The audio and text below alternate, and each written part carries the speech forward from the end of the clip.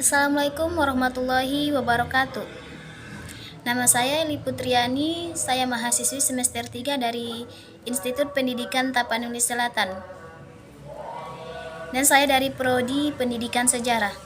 Di sini saya akan membahas tentang konsep dasar filsafat pendidikan. Yang pertama yaitu pengertian filsafat, yang kedua adalah cabang filsafat, dan yang ketiga adalah aliran filsafat.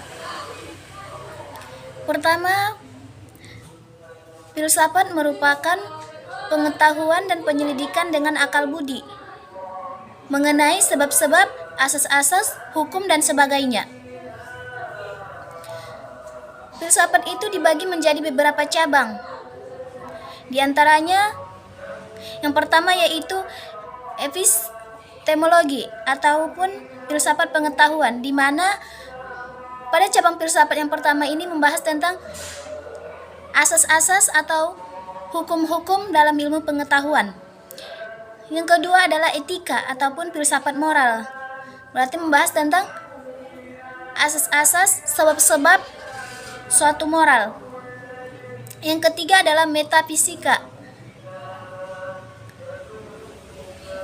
Dan yang keempat adalah estetika. Estetika ataupun filsafat seni membahas tentang asas-asas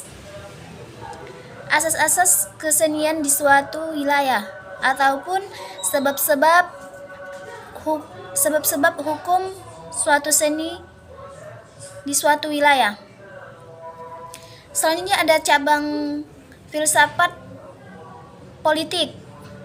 Berarti membahas tentang hal-hal mengenai kepolitikan ataupun pemerintahan. Selanjutnya filsafat agama. Berarti filsafat ini bersifat religius ataupun mencakup mendeskripsikan sebab-sebab, asas-asas, dan hukum yang ditetapkan dari suatu agama menurut pengetahuan, penyelidikan, dan akal budi. Selanjutnya filsafat ilmu adalah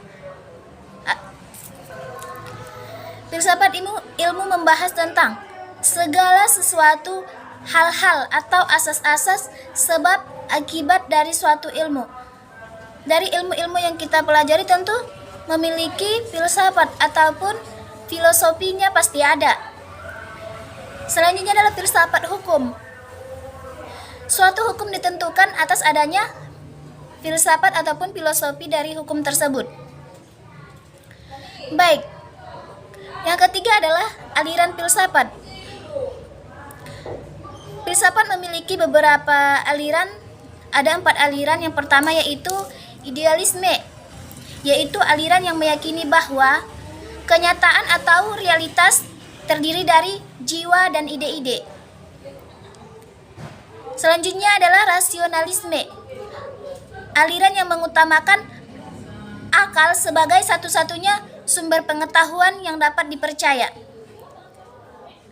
Yang ketiga adalah empirisme. Aliran filsafat ini berfokus pada pengalaman yang dimiliki seseorang sebagai sumber dari pengetahuan. Yang terakhir adalah dualisme, aliran yang menyebutkan bahwa realitas itu terdiri dari 2 akar yang berlainan dan bertolak belakang. Mungkin sampai di sini yang dapat saya jelaskan dan saya paparkan. Maaf cakap. Assalamualaikum warahmatullahi wabarakatuh.